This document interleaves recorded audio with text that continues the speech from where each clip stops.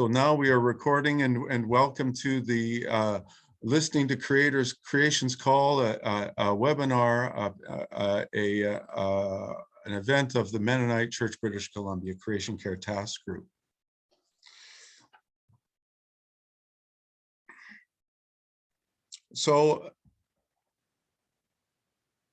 So today, as I said, this is kind of our inaugural event that we have happening. So this is very much an initiating conversation where we are seriously asking, what is the church to do in this time of grave concern for the health for this planet, for God's creation?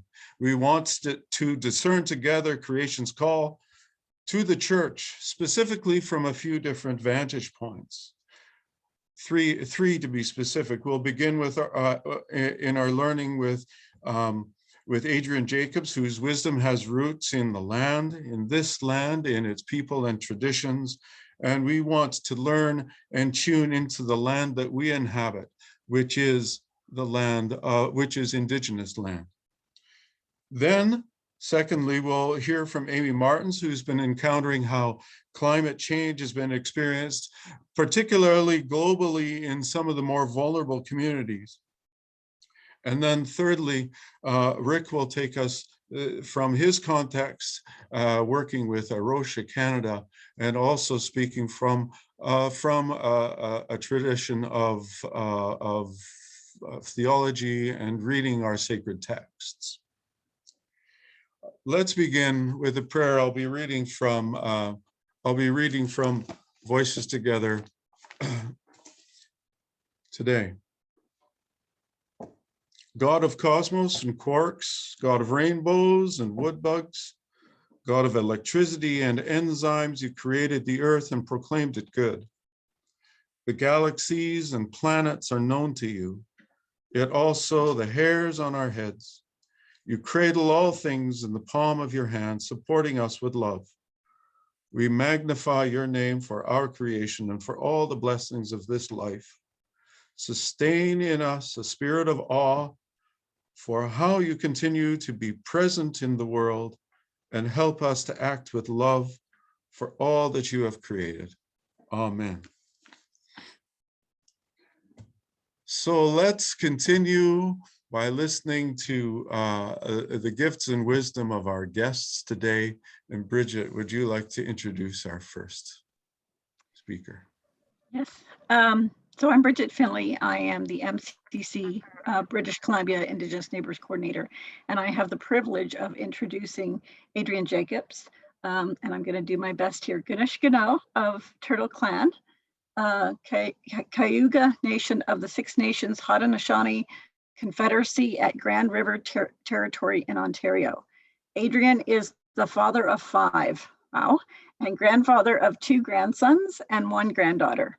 He lives as a guest on Anishinaabe Treaty 1 territory as keeper of the Circle of Sandy Salto Spiritual Center. He teaches in the area of Indigenous history, culture, and contemporary issues. Welcome, Adrian, and we're grateful to have you here with us this evening. It's good to be here with you. In 2010, I came to British Columbia at the invitation of NCC BC and then Mennonite Church BC, and went through the Lower Mainland area and to various churches and MCC offices and other places to talk about land issues. At the time, the Caledonia situation was in a lot of people's mind. And so I presented concerning those matters. I was with Daryl Clausen and also with Harley Eagle in my journey. So those friendships continue to this day. And I'm glad to be able to be back and to talk about other creation matters as well. And I just want to say, first of all, that acknowledging the place that you're at in terms of recognizing the local local Indigenous community, and their stewardship over the land is a very good thing to do. It's even better to build relationships with the people from those communities and to invite them over to your area and to visit their area so that you can build those relationships. I worked for Mennonite Central Committee Ontario from 2007 through to 2010, and it was good to be in relationship and talk to a lot of folk. I've had Mennonite connections for all of my life, including currently in my job here in Manitoba. And so one of the things that I wanted to mention, first of all, was often we talk about human care or our care or Christian care for creation. And from the Indigenous perspective, creation cares for us and has watched over us like God, because creation provides for us even when we sleep. And Scripture describes the fact that from the rising of the sun to the going down of the same, we recognize God's work in our lives. But even when we sleep, there is an ongoing care of God. There's an ongoing care of creation.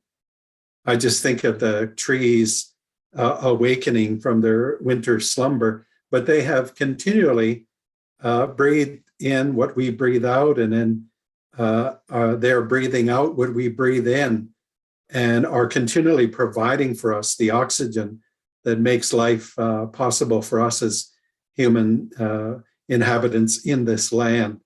And so what I wanted to say about this session and bringing an Indigenous perspective is that we talk about the sacred text of Scripture, but there is another text as well, and that's the text of creation.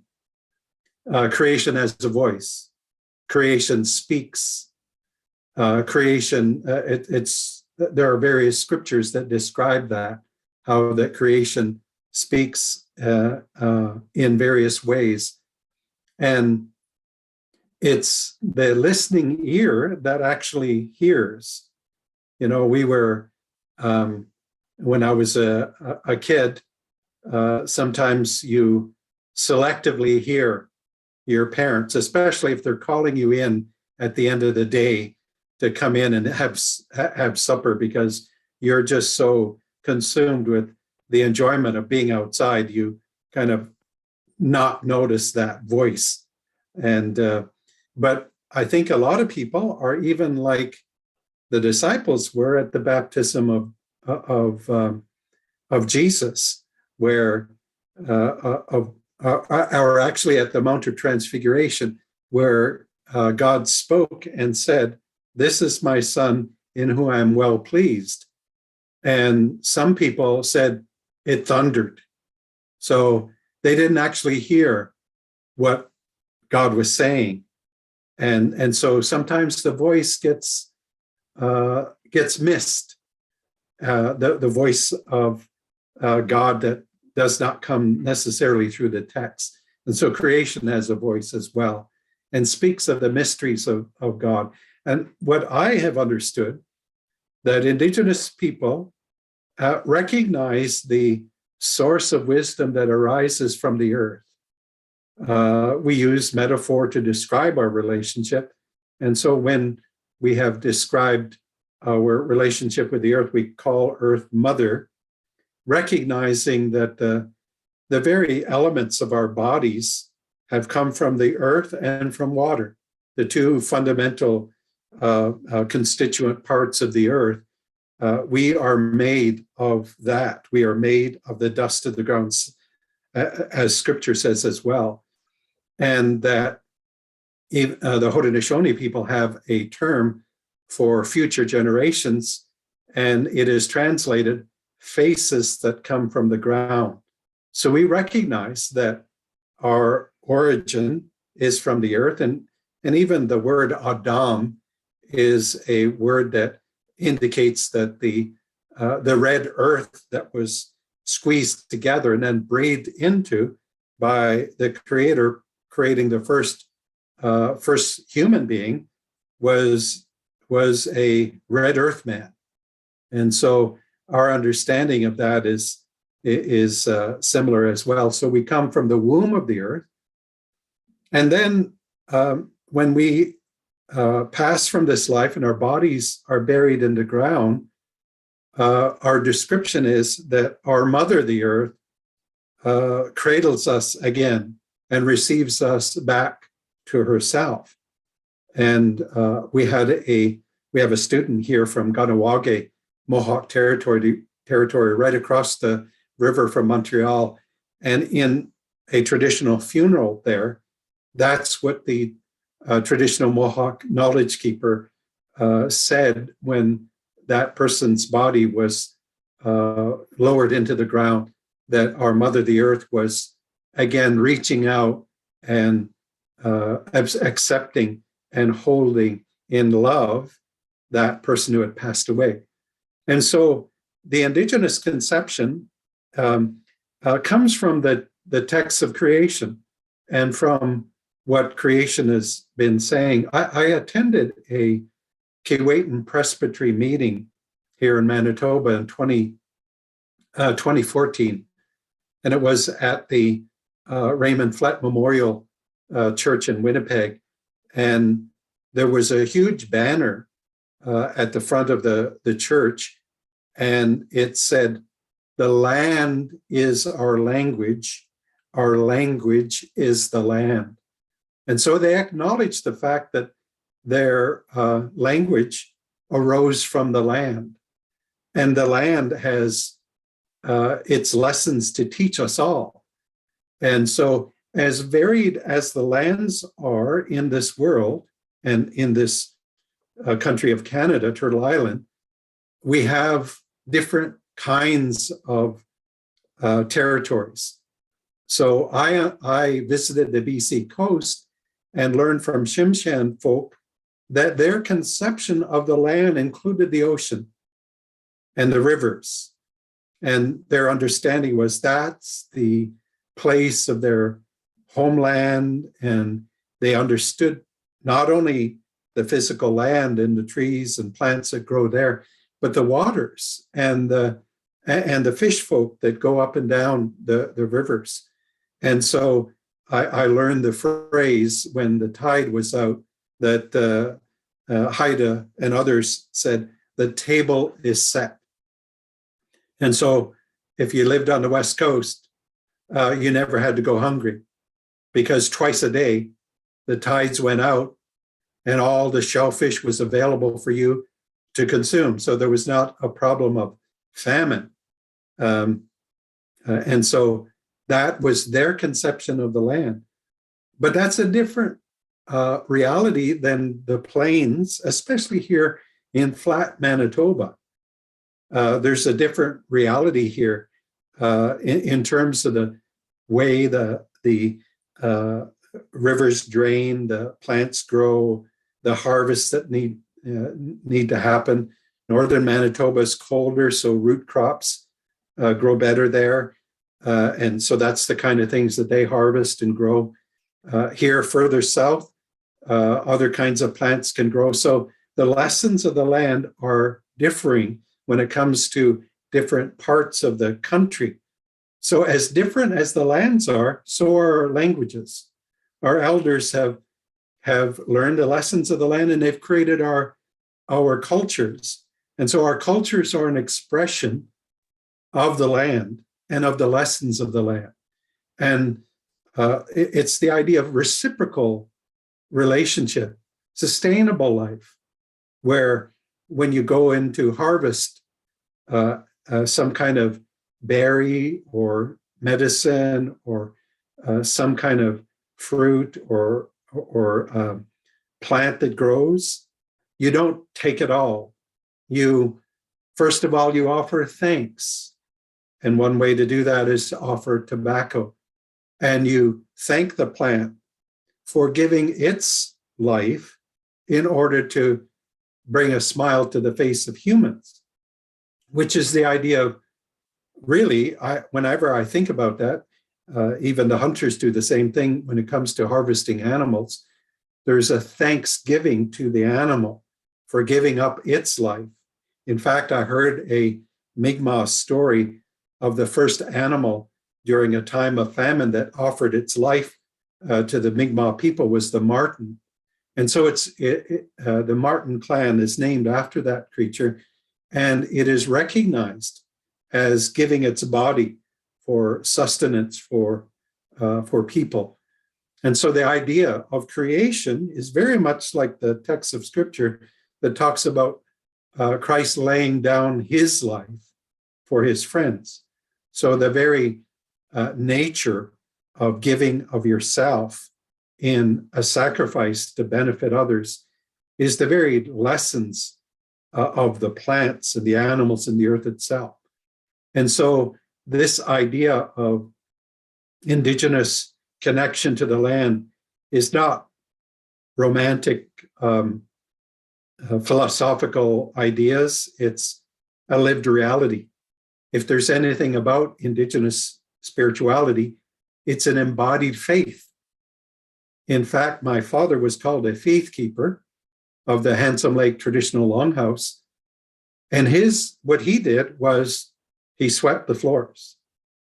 He moved the benches. He got the wood. He took out the ashes from the wood stove. He cut the grass. He weed whacked the grass. He pushed people out of their stuck positions if they got stuck in the snow or the mud. And that was his job. And he was called a faith keeper. He was not a preacher. He was not a ritualist. He was not a ceremonial person. He was somebody that made possible all of that spiritual activity. So he was called a faith keeper. So my understanding in our conception of faith is an embodied belief. It's something that you can see. It's exactly what Jesus said. If you want to see the Father, look at me. Or what the Apostle Paul said, you tell me your faith, I'll show you my faith. Or rather, in the book of James as well, works being demonstrative of faith. And so anyways, I wanted to share that perspective when it comes to looking at a Indigenous view of how we conceive of our relationship and connection to the earth.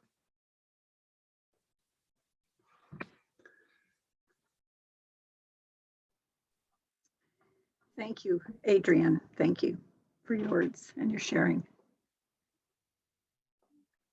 We will take questions at the end, but I'm going to go on to Amy Martins, our next guest and panelist. Amy is a humanitarian assistant coordinator for MCC Canada in the Planning and Learning and Disaster Response Department. In this role, Amy assists MCC country offices and partners internationally with project planning, monitoring, evaluation, and reporting, particularly for humanitarian assistance projects. A degree in environmental studies from the University of Manitoba. Prior to MCC, Amy worked with several organizations in the area of corporate sustainability and environmental monitoring. Amy lives in Winnipeg, Canada, on Treaty 1 territory and the homeland of the Métis Nation. Welcome, Amy. Thanks, Bridget. Hi, everyone. So good to be with you today. As Bridget mentioned, in my role with Mennonite Central Committee, I work with MCC staff and local partner organizations all around the world on programming that response to disaster and food insecurity. Over and over, MCC's partners around the world tell us about the immense challenges they're facing because of climate change. This past fall, I visited farmers in Malawi who are part of a project that promotes climate resilient agriculture techniques. And when I asked farmers about the challenges they were facing, they told me, here in Chikwawa district, we either have drought or we have flooding. And farmers in this area mostly rely on rain for agricultural production, And so the timing of planting is very closely tied to the onset of the rainy season. And due to climate change, the area has been experiencing longer dry spells. The rains have started later, or the rains have been more sporadic and unpredictable. When I met with farmers, they told me that in previous planting seasons, the rains stopped early and their crops weren't able to mature. This meant that they harvested very little and there was little pasture for their livestock. During my visit, farmers were preparing their fields to plant, hoping that this year would be different. Just a few months later, in January, these communities were hit by intense rainfall and flooding from Cyclone Anna. Families lost the crops they had planted, their houses, possessions, they lost livestock, and any food they had stored. So this is just one example of how climate change is affecting communities and families globally. Overall, we see that climate change is leading to more unpredictable and erratic weather patterns. It's increasing the intensity and frequency of drought and flooding, as well as the severity of extreme weather events. And this has a ripple effect and leads to other impacts like displacement or forced migration, declining crop production or soil quality due to changes in temperature and rainfall, deterioration of livelihoods. So issues that we already care about, like clean water, poverty, access to healthy food, all that is being impacted by climate change. Climate change is also what we would describe as a risk multiplier. So that means that it takes already difficult situations and makes them even worse.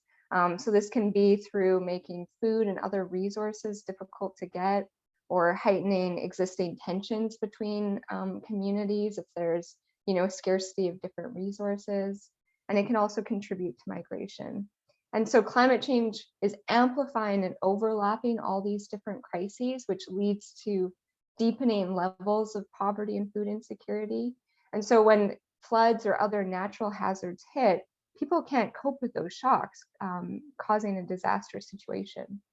So in South Sudan, for example, people are severely impacted by ongoing crisis and insecurity, but now they're also impacted by the most severe flooding they've seen in decades. So over the last 3 years, South Sudan has faced severe flooding from more intense seasonal rains than usual. And this year, the current flooding has been in place since May, and hundreds and thousands of people have been displaced from their homes. Their fields are underwater. People who were already displaced by conflict are some of the most affected. They're living in displacement camps already, and now they're facing flooding. They have temporary shelter that can't withstand that. They have limited resources and they have no other place to go. As another example, an MCC partner in southern Honduras says that the rural communities where they work are facing more frequent and more prolonged drought. And in 2020, farmers in those communities lost their harvest from the first planting season due to this drought. Then, in the next planting season, they lost their harvest again because of hurricanes Iota and Ida. And again, the following season, they had a poor harvest as well because of drought. So season after season, families are struggling to find food to eat, difficulty affording to send their children to school, or making sure that they have resources that would enable them to plant in the future.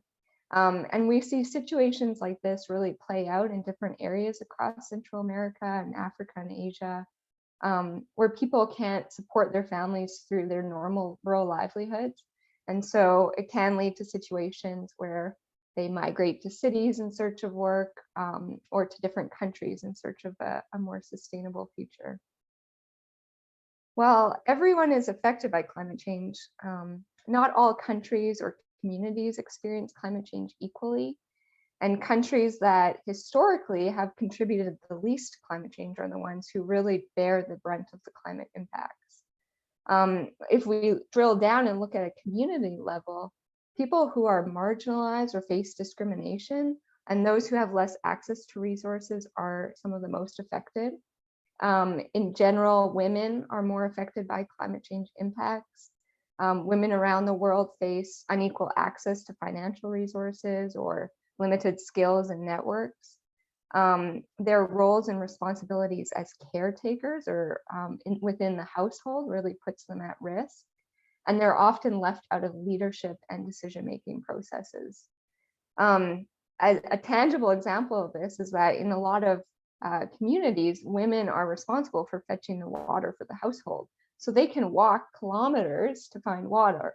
If climate change makes water resources more scarce because of prolonged drought or lack of rainfall, women go further and further to find water, which takes even more time out of their day and forces them to carry water long distances. We also see globally Indigenous communities being kind of in the front lines of climate change, as well as resource extraction. And they face the loss of territorial land and unrecognized land rights. And they're also key protectors of the environment, which can put them at harm. If we look at the global church is really essential for addressing climate change. And we see that local communities and local churches, they're embedded within their communities. They know their community members. They know who are most impacted by climate change. They also understand those specific challenges that their communities are facing. So churches and faith communities, they're existing community structures that can provide a natural opportunity for organizing people at a larger scale. We see that faith leaders hold influence within the community, and they're well placed to build awareness about climate change effectively. Globally, churches and faith organizations are already working in their communities to address some of these climate change impacts that I mentioned.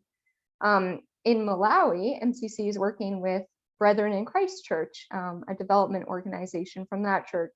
And in the long term, the church is promoting conservation agriculture techniques that helps farmers improve soil fertility and harvest crops even in dry times. In the short term, they're also responding to immediate needs as a result of Cyclone Ana. In the dry corridor of Honduras and Guatemala, faith-based organizations are responding to increasing drought and weather unpredictability in their communities. They're promoting climate resilient agriculture techniques to help improve soil. They're promoting rainwater harvesting to increase access to water during dry periods.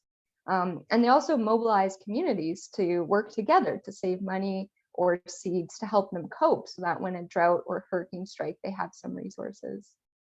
Farmers using conservation agriculture practices can experience less crop loss during drought than those who use conventional agriculture techniques. And community members who are able to diversify their livelihoods through micro enterprises like corner stores or raising small animals, they're less likely to need food assistance after a drought or another disaster because they have some income to fall back on. In Ethiopia, NCC works with a church organization there who is working with communities and farmers to construct structures on the land and in gullies that slow the flow of water and prevent erosion during times of intense rainfall. And so they also plant trees and grasses along these gullies that keep the soil in place and helps the water soak into the soil.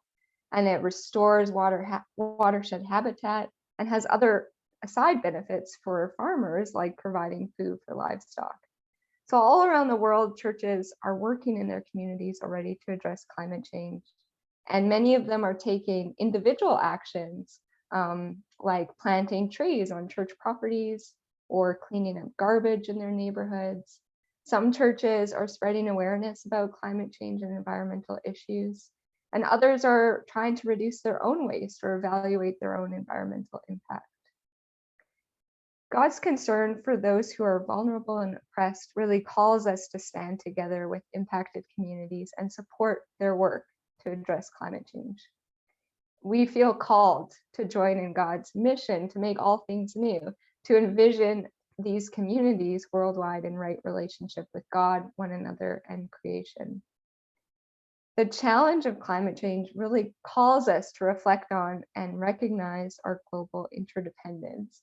And as a global issue, a global response is required to reduce contributions to climate change and to help communities everywhere to adapt to changing weather patterns.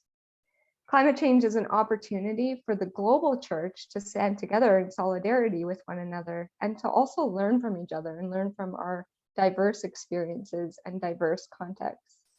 Our faith really dares us to collectively envision and work towards a more just and sustainable future.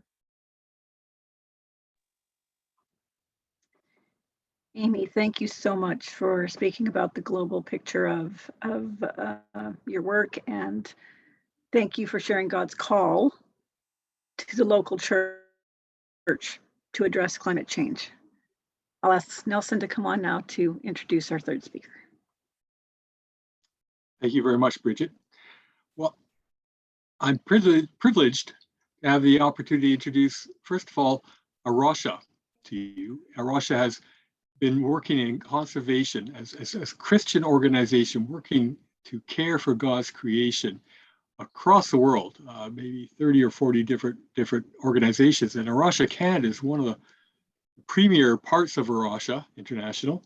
I've been working actively. I know them out of BC. The first time I came across Arasha was at Mission Fest. Every year there's a Mission Fest and the best location in all of Mission Fest is the Arasha booth.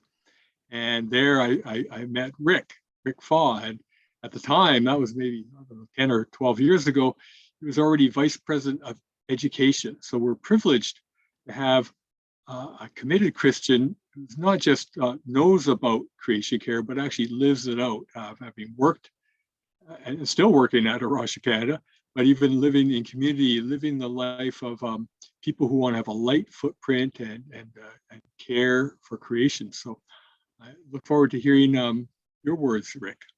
Thank you.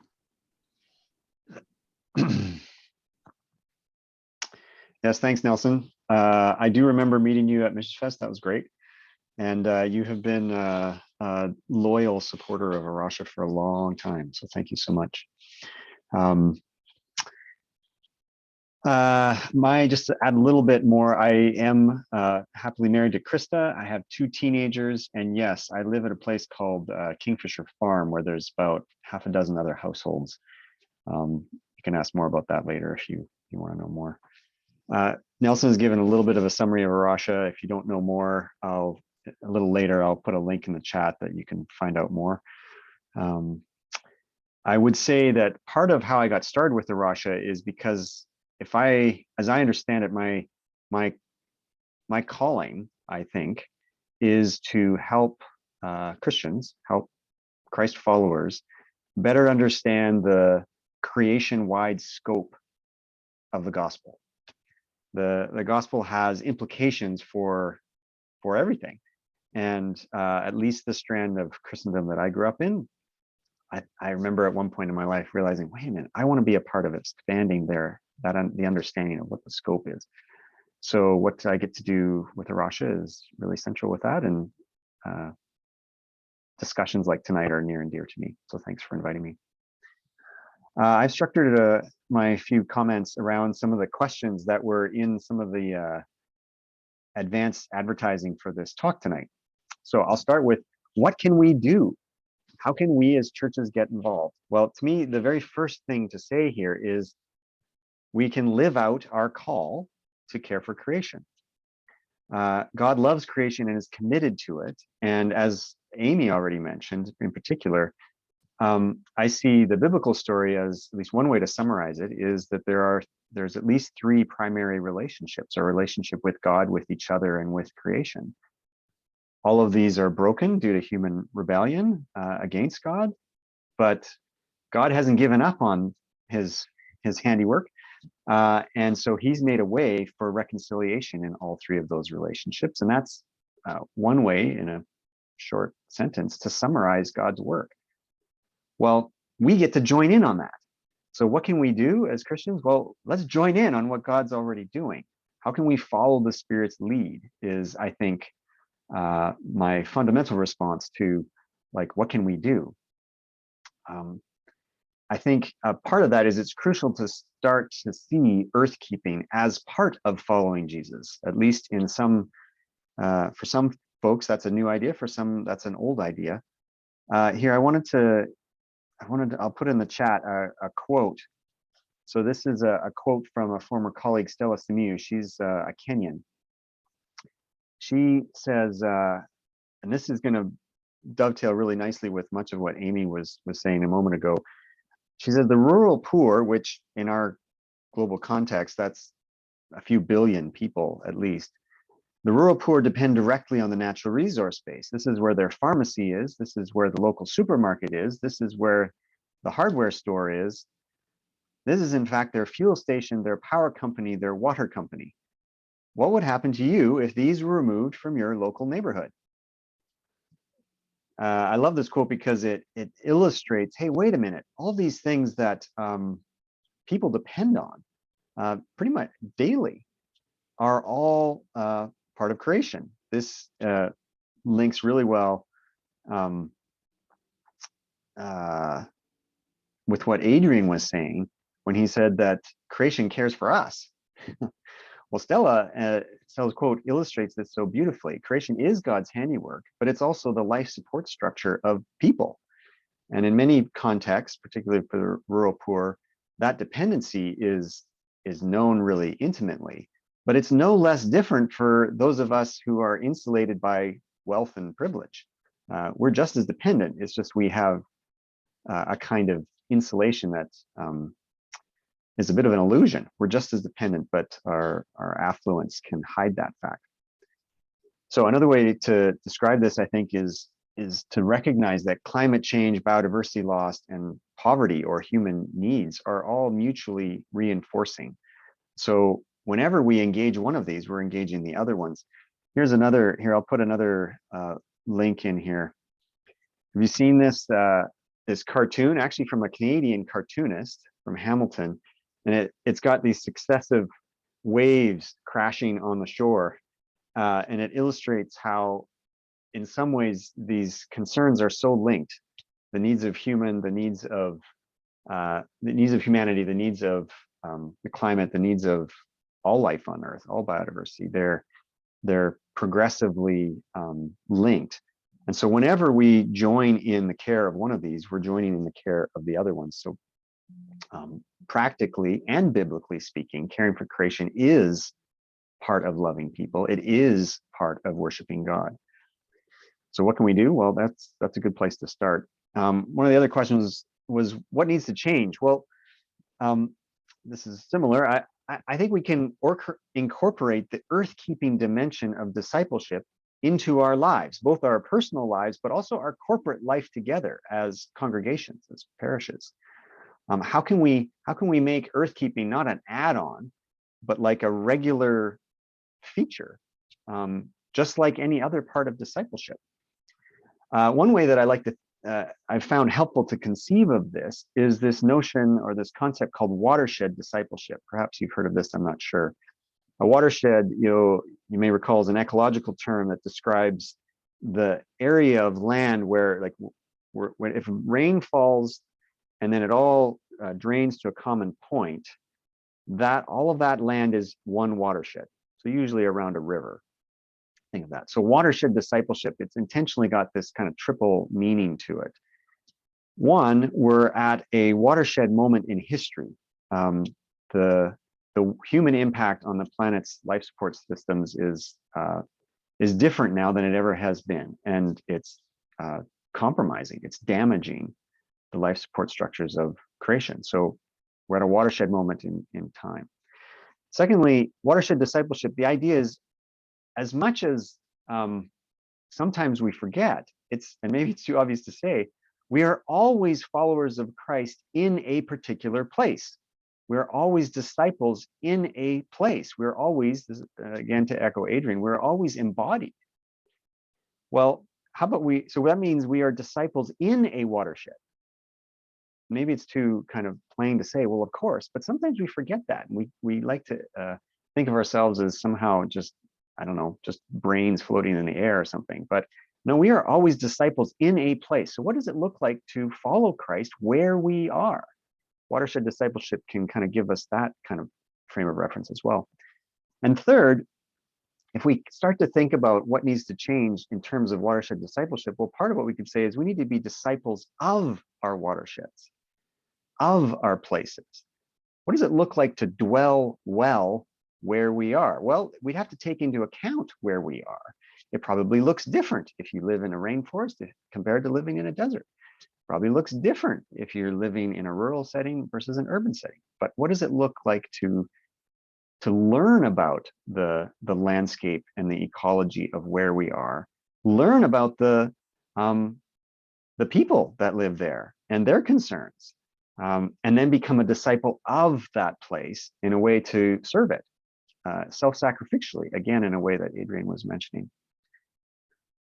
I think another thing that needs to change is has to do with the fact that, well, I'll say this much. I have 2 teenagers, and I work at a Rasha where we have a steady stream of 20-somethings that come through and help with our various aspects of conservation work. And definitely over the nearly 20 years I've been involved, I've seen a steady increase in a kind of, it's a type of anxiety that you may have heard the term eco-anxiety or even climate anxiety or something like that. Well, I think this is real, and it's becoming a much higher need. It's a much more common experience, I believe. So in terms of what needs to change, I think part of what we can do is figure out ways to address this, this experience of people. For many, the issues of biodiversity loss and climate change are really existential, and they're and addressing those concerns is fundamental. So the extent to which these folks encounter us as followers of Christ in the church, and they ask the question, like, what's the church doing to engage these ecological issues in a way that's both faithful to the biblical call for all people to care for creation, and in a way that's commensurate with the scope of and scale of the issues. So when they ask that question, either explicitly or implicitly, what's our answer? Well, what needs to change is I think we need to have an answer. And it needs to be commensurate with both our faith and the current state of the planet. If it's not adequate, well, I suggest that these people will more and more will then simply dismiss us. Will dismiss us as kind of irrelevant. Like, if you're not involved, like, well, I'm going to find those who want to get involved. So in that regard, I think one thing that needs to change is we need to start recognizing that the credibility of the gospel may be at stake, at least for some people. When we engage in ways that are consistent with our biblical calling and are consistent and commensurate with the scale of the problems, when we engage in creation care in that way, then I think the gospel's credibility rises. And when we don't, I think it's compromised. So there's another thing that I think needs to change. I think we need to embrace our God-given human calling to care for creation and model that part of Christian discipleship individually, but also model it corporately as bodies of Christ. Nelson mentioned, he described our life here at Kingfisher Farm as trying to minimize our footprint. That draws on this idea.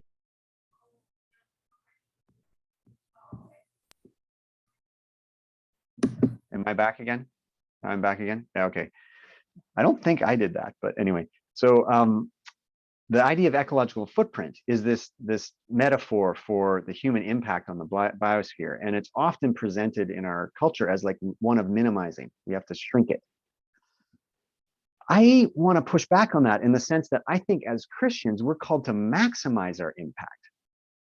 It's just that our impact should be one that brings flourishing for us and all creation. I've put a link in the chat that has images of Ethiopian forest churches. Have you ever seen these things? They're these little oases, islands of forest, dense forest, in what by now has become just cleared, barren landscapes. that's an image that I think we want to be and do, both figuratively, but literally as well, just like those Ethiopian churches are. Wherever God has planted us, how can our footprint be one that brings health and flourishing and blossoming to both people, but also to non-human creatures where we live, in the watersheds of the places where we live? All right, next question. What resources do we have in our congregations?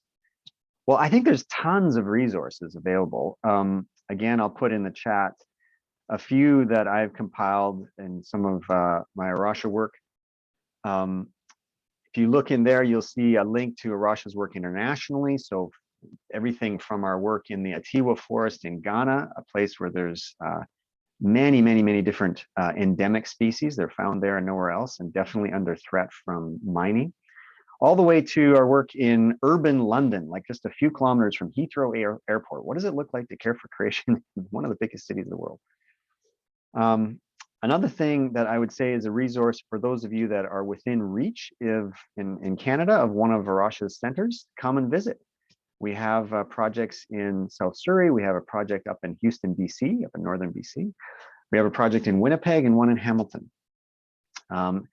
And as it happens, in a couple of weeks, I'm helping to lead a webinar that, little shameless promotion here, sorry about that, but it is a free webinar for whatever that's worth, on what it would look like to start engaging one's church. So if you're interested in that, please look it up.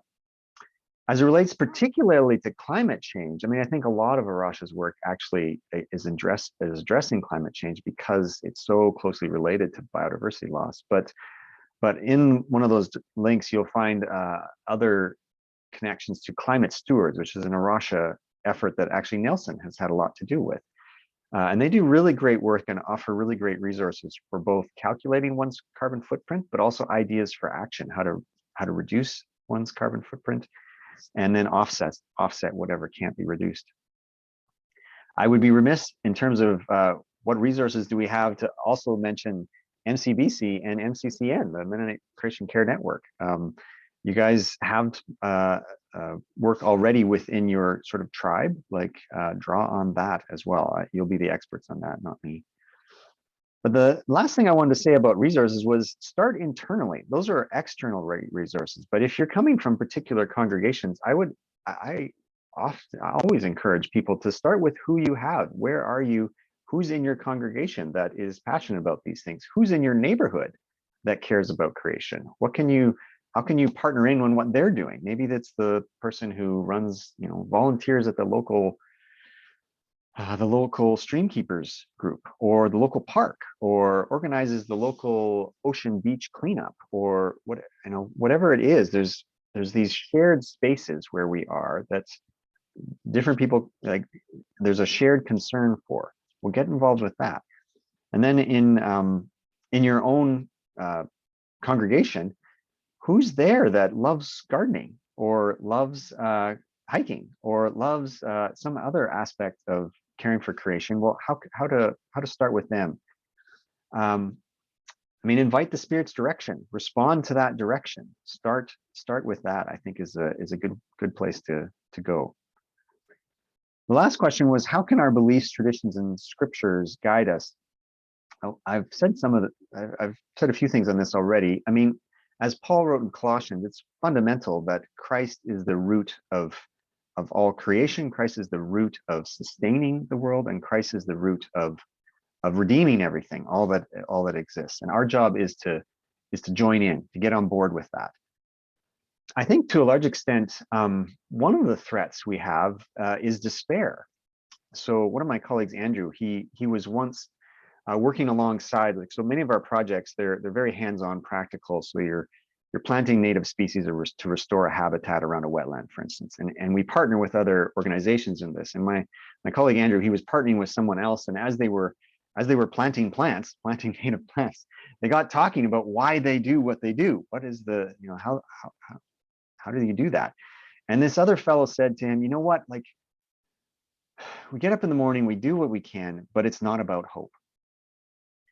And it strikes me that one of the ways that our faith, our beliefs, our scripture can help us in this is we can, in those moments, like Andrew did, both, I mean, testify to, yes, in words, but even more model, yes, it is about hope. If we of all people don't have hope, then who does? Like, I want to say that when earthkeeping is done as part of discipleship, it is linked to, when it is linked to loving people and worshiping God, then we can have confidence that this is God's work fundamentally, that God is working to bring about, as Amy said, to make all things new. Well, in that posture, I can definitely have hope.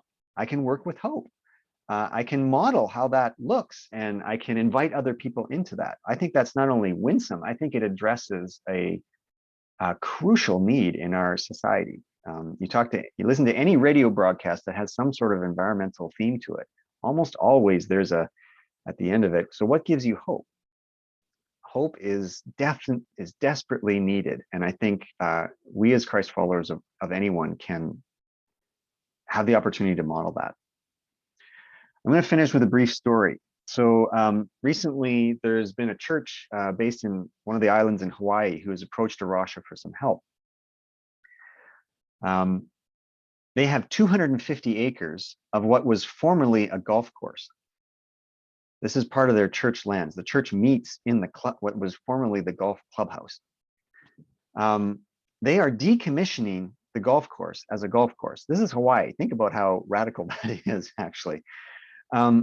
And because of where they're situated, they're kind of up in the highlands in the middle of the island. They're at the headwaters of a couple of watersheds. And they are inviting A Rocha to partner with them because they want to make this a model of what it would look like to turn this back into thriving habitat. In doing that, they want to partner explicitly and right from ground zero with the local indigenous groups. They're working with local universities. They're trying to embed in local schools for environmental education to make this land accessible and available to people. They're partnering with the local conservation groups that already exist at all levels of the watershed. So all the way downstream to the estuary and the ocean, all the way up to the headwaters near where they are. So they envision restored ecosystems. They envisioned sustainable agriculture. They envisioned with this model to influence both all the churches in Hawaii, but also even around the world. And all of this as part of the church's mission. Now, not every congregation is blessed with the resources that this particular church has. But they didn't have it all the time either. They got to this place by asking the question, okay, Spirit, what do you have for us to do? And then they kept responding. And this is where it's brought them. So there's what I want to leave you with. Ask the question for every church or even every person, God, what would you have us do or me do right now to care for your world? See what the Spirit says and follow that. I'll stop there. Rick, thank you so much. Yeah, I stand corrected. I will try to live with a big footprint in the future, but hopefully a good one, right?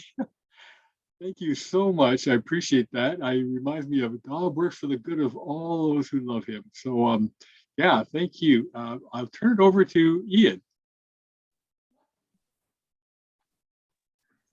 And I'm just going to hang on to the talking stick for one moment and hand it over to Josh. I think this is a good time for us to begin asking some questions.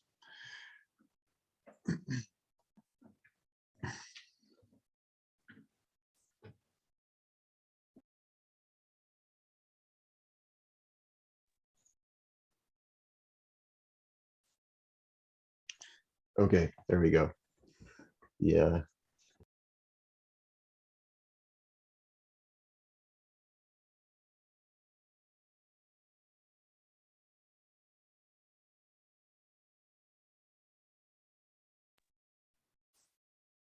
Okay, am I playing mute tag with one of the other hosts? I'm not sure. Anyway, I can hear you, Josh. Great. We're going to move to a time of question and answer now. I haven't seen any any questions accumulate in the chat just yet. So if you have a question percolating in your mind, you're welcome to raise your hand and I can call on you and you can ask it in person, or you're welcome to just put it into the chat.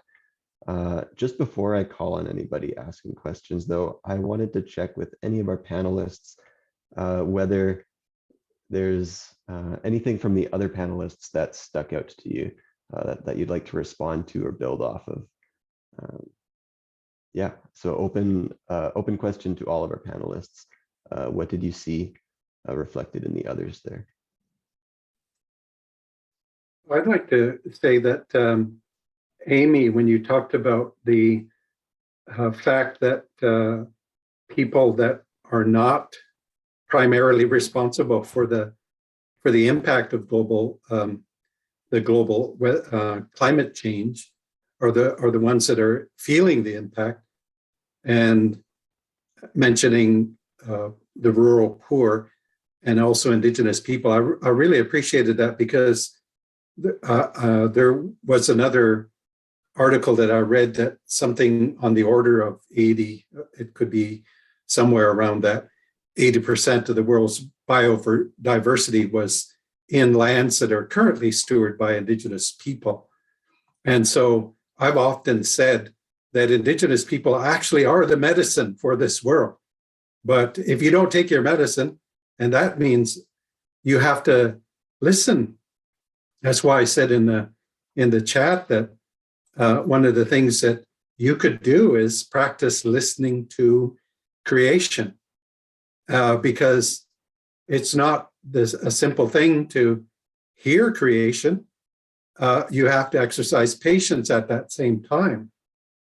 And so Indigenous elders can be that avenue through which that wisdom comes to you, because when we listen to elders, we're listening to centuries and millennia of wisdom that has come from the land. And then I think that the key, as Rick talked about, is to bring that conversation to your dinner table. What you heard from myself, what you heard from Amy, and what you heard from Rick needs to be dinner conversation, because how will others know unless we share? And asking ourselves what we can do. I resonate with all of those words very, very clearly.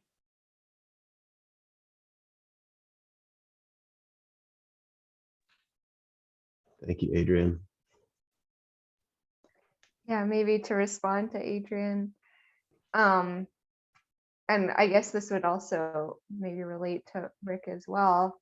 Yeah, I think you both really reminded us that of the connection between Indigenous people, but also rural people living in other contexts, that connection with the land, and how that traditional knowledge and the knowledge that they have and have been using for centuries is essential in adapting to climate change as well. And it can't be dismissed. It's not, it's not like it's not relevant. It's super relevant and super important. And that Indigenous worldview, is essential for protection of environmental resources, and that just recognizing that connection between people and the land, which I think I kind of distanced myself from. And I think that's the tendency within the development sphere too, to kind of look at it from a Western perspective and kind of forget about this deep tie to the land. So that's a really good reminder from both Adrian and Rick.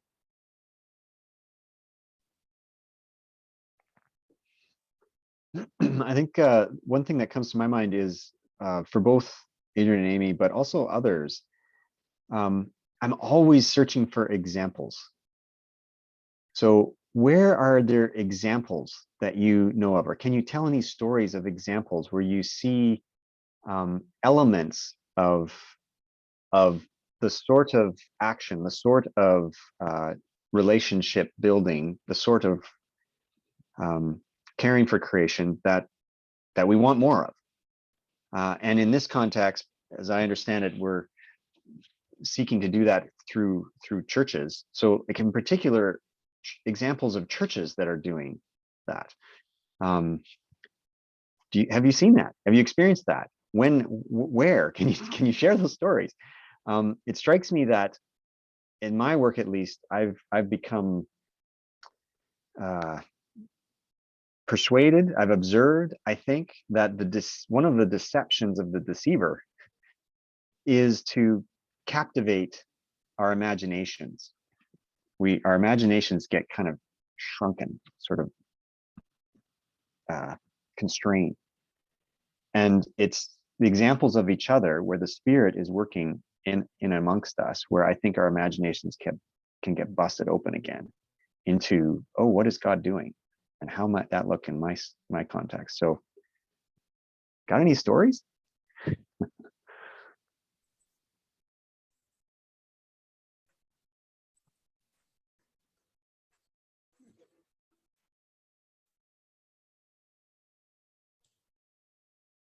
Can you hear me?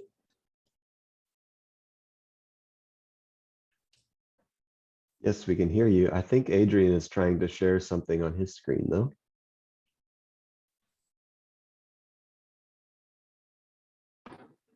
Or maybe. Yeah, sorry. I tried. Welcome. All right. Can I just mention this? Yes, for sure. This is from this past weekend. It was the recognition of the spring equinox, and we had a seed blessing ceremony at Sandy Soto. So we gathered at the fire pit outside, and I opened with the Haudenosaunee Thanksgiving address, which recognizes our relationship to all of creation. We utilized familial terms in describing creation: Mother Earth, Elder Brother Sun, Grandmother Moon, Grandfather Thunders, Three Sisters, corn, beans, and squash, and the idea of helpers and creation. And Susie McPherson Durandi did a traditional song, and our elder Stan McKay shared some Cree teachings as well. And it brought Indigenous and non-Indigenous together, and also the Seed Savers group across Canada, but the local chapter joined us as well. And we had not only the seed blessing ceremony, we also had seed exchange. And we told garden and seed stories in a circle inside as well. We met together and talked about the seeds that we brought, or our experience of gardening together on the land. So it was Indigenous and non-Indigenous together, relationship building. So that's what we have, a whole dimension of on the land learning that we do at Sandy Soto. So just wanted to respond to that inquiry concerning examples. Thank you. Sue, did you have a question?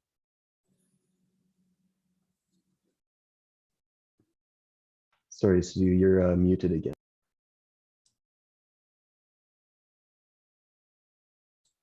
Can you hear me? Yep, we can hear you. Yeah, okay. I certainly have a feeling that the Old Testament definitely starts with how God teaches Adam and Eve how they shall take care of the garden and so forth and so on. And currently, in jumping fast forward, in the church I attend, which is Emmanuel Mennonite here in Abbotsford, we have church gardens.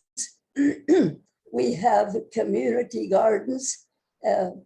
We have people looking after the flowers and so forth. And but I have problems, and I need help in knowing scriptural examples of how Christ himself in the New Testament, did he himself or did he teach disciples about caring for the land and so forth?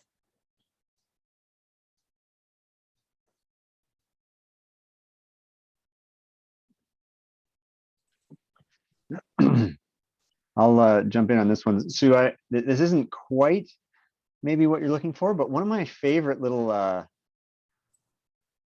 kind of curiosities or maybe like playful wonderings Okay. is around the scene when I think it's Mary has come to and found the tomb empty. You remember the one? Yeah. And it says, and she saw the gardener there and asked him, "Do you know where they've laid the body of my Lord?" Uh-huh. And I think I'd have to look up the exact passage, but I think it says something like she mistook Jesus for the gardener. Yes. My question is, did she? Oh. Maybe he was gardening. Like maybe that's why. I mean, this was in the tombs were often in those sorts of places. Maybe he was doing something that made it look like he was the gardener. Now, I find it awfully kind of tempting to think, this is, again, I'm drawing too much I'm from the very, very narrow scriptural. So to take this with a bit of a grain of salt. But like, again, what if the reason she mistook Jesus as the gardener is because he is newly resurrected. He is the first fruits, just now, fresh born of the new creation. And what's he doing? He's gardening. He's taking care. He's trying to draw out the potential, the flourishing of the very first thing he sees, which is the garden around him. Come on, I like that a lot. Like, I think that seems so consistent to me with what Paul then says later on in a number of different places in the epistles, in Romans and Colossians and Ephesians. And I think it's true of what we know of his character, and it's consistent with the Old Testament in so many different ways. Anyway, that's not a full description. I could say more if you want more, but there's a little kind of, what about that? Yeah, well, thank you for that. I'll have to think more about that. Yeah. Also, I think I would address this to Adrian. He mentioned that when a body was lowered into the ground, that the earth takes care of the body, quote unquote. I'm not quoting him correctly, but those words came out. At the same time, would they also agree that the soul is taken by God?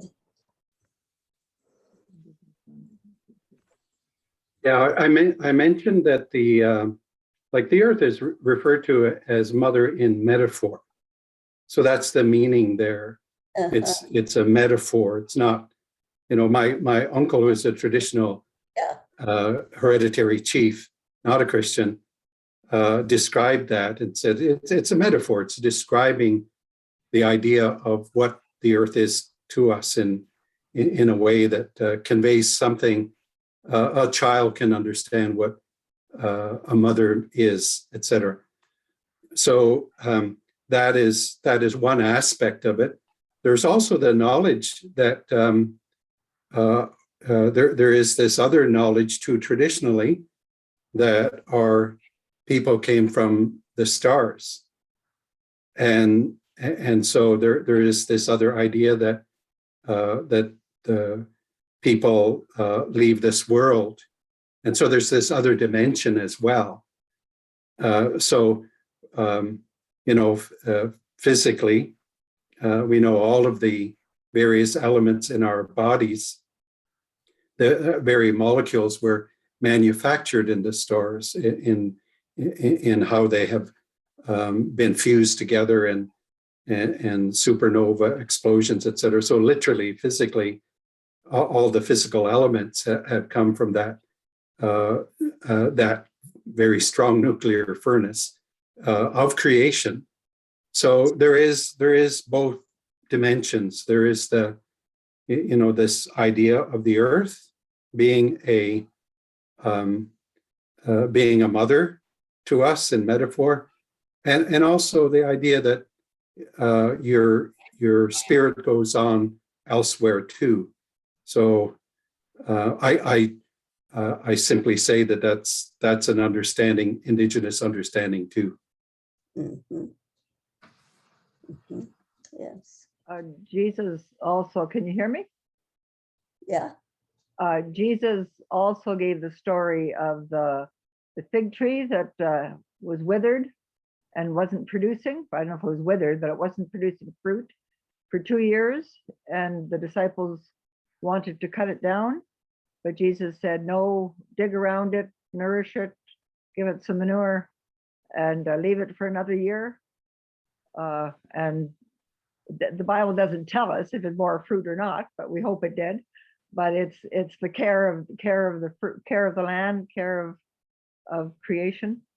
thank you. Mhm. And then just in terms of a small example of just myself, not church-wide, but we had a house fire about 7 years ago and moved more into town to a very busy intersection. It was an affordable house, and but the setting was maybe not quite ideal in terms of what I would have preferred. And we looked at the house, but we didn't look up. I don't know how many of you have seen the movie Don't Look Up. Well, we didn't look up and see all the power lines connecting at the corner of our place. I wasn't too pleased about that. But anyway, I turned my front yard into a flower bed, like not a formal flower bed, but each year I have some perennials that are permanent and some shrubs, but then I'll also throw in different annuals to mix it up every year so people don't know what they're going to be surprised by. And I've lots of sunflowers, and sunflowers especially for Ukraine right now, but I've had sunflowers for a few years. But so the front of my property is kind of solid flowers. There's a path in there, but if you look hard enough, but like it's been a way to connect with my neighborhood, and I've had an awful lot of positive reactions just from cars going by, stopping at the intersection. Oh, I love your garden, and thanks for inspiring me, and that kind of thing. So it's sort of evolved, but I feel it's my little contribution to my neighborhood, that it brings me joy, and hopefully it brings others joy too. So that's Mhm. part of my creation care story. Mhm. I think we have a question from Deborah. Yeah, I've got first a comment and then a question for Adrian. So just kind of jumping off of the comments about what Jesus may have to say about our attention to creation care, or just seeing ourselves embodied in where we live. I love many of his references in the parables to listening and paying attention to what we can learn of him and his kingdom just through what's around us, like where he says, consider the lilies of the field, consider the birds of the air around the care that he gives us. And when he says, you know how to watch the sky and watch the weather patterns, you're missing the very things that he has to tell us about what's coming down the pipe. So Jesus lived, I think, in a very embodied way and was very aware of the world around him. And he invites us to do the same. I just loved what Adrian was saying, was just learning to listen and pay attention to the good creation he's putting us in. So my question for Adrian, I put it in the chat. So Adrian, do you have some practical ideas on how to respectfully engage Indigenous elders to share with our faith communities? That was one of your suggestions.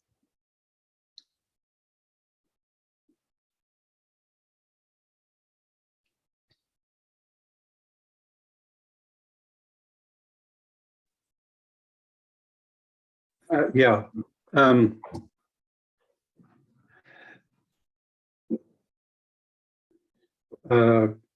I am somebody that is, I look at things very organically when it comes to relationship building too. And I say, I'm a Christian, so I believe in prayer.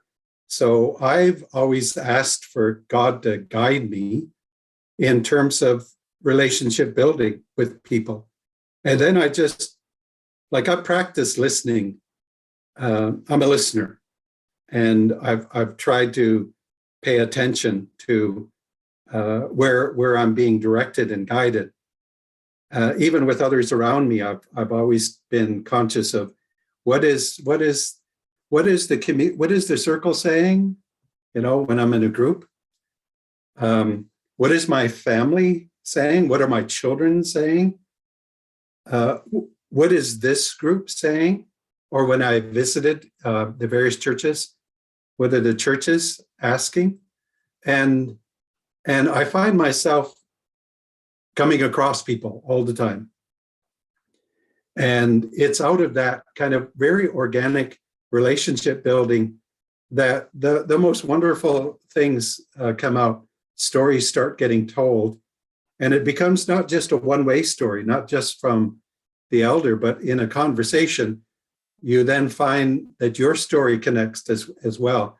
And suddenly there's a flourish of talking. One thing that I want to say about listening to creation, we thought about in Manitoba the high rates of apprehension of Indigenous children from their parents. So Child and Family Services, 90% of the children in Manitoba are Indigenous, even though we're 17% of the population. And we had our garden going and events bringing settler and Canadians together to do harvesting, processing, cooking together, traditional teachings, circles, sharing, etc. All of those events together on the line. And we saw how healing it was for us, just without us pursuing that. It was healing for people.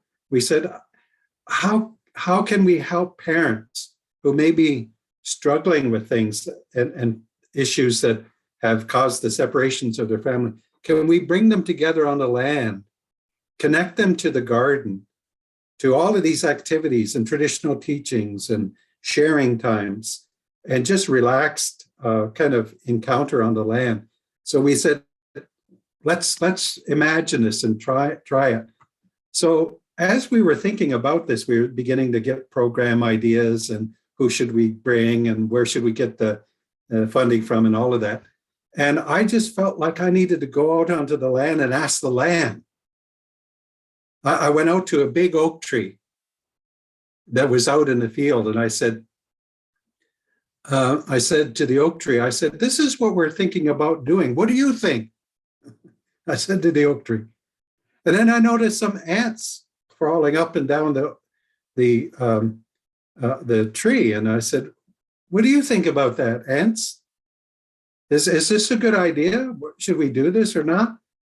So it just led me to I went all over the land, and I asked the plants, and I asked the fish, and I asked the water, and I asked the birds, and I asked the animals. I just said, it was a meditative kind of thing. And I just said, is this a good idea? Should we be doing this?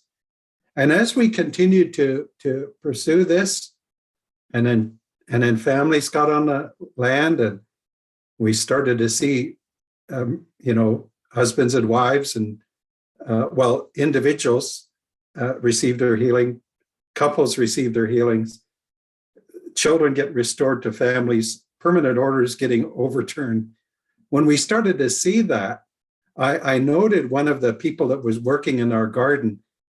We have a gardener who really looks after the soil development and planting and nurturing. But then we have a lady in the kitchen that is also involved and harvesting it and cooking the food and preserving it and drying it and all of that.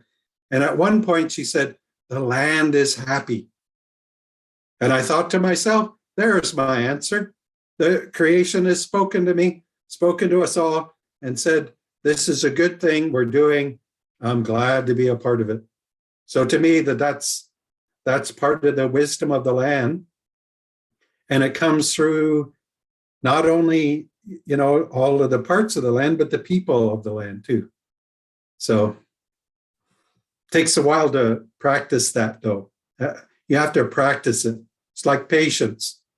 As soon as you run out, that's when you need it.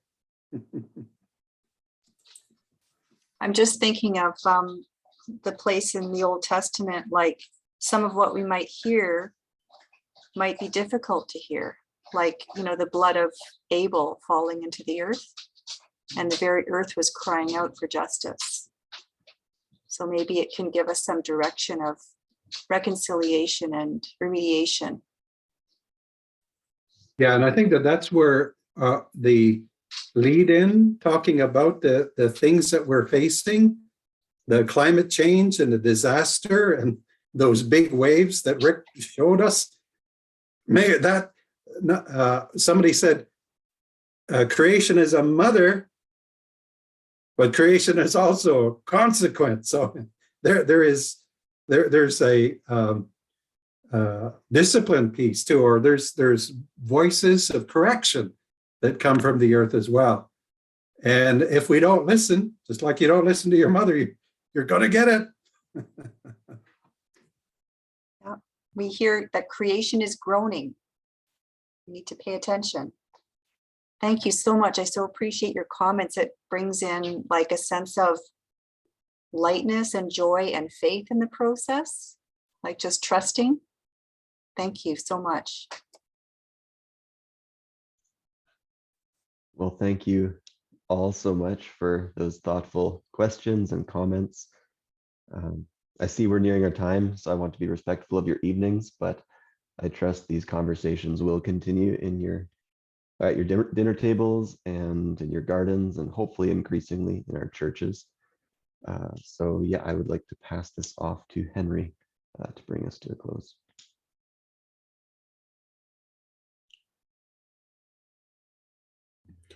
So friends, thank you very much for sharing with us, Amy, taking your time, Adrian, for your good words to us, and Rick for coming in and helping us understand a variety of things that are practical in our world here.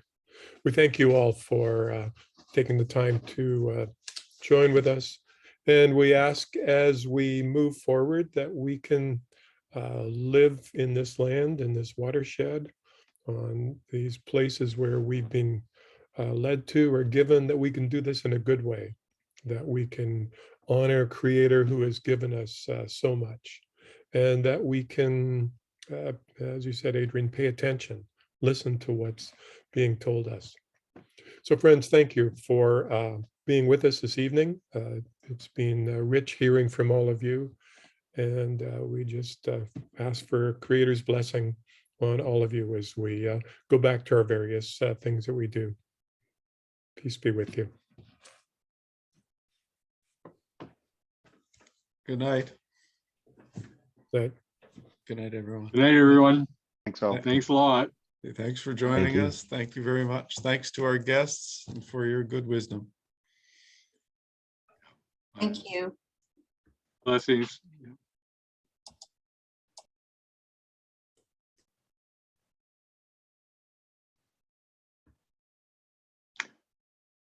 Well, that was pretty good, Ian. And Josh.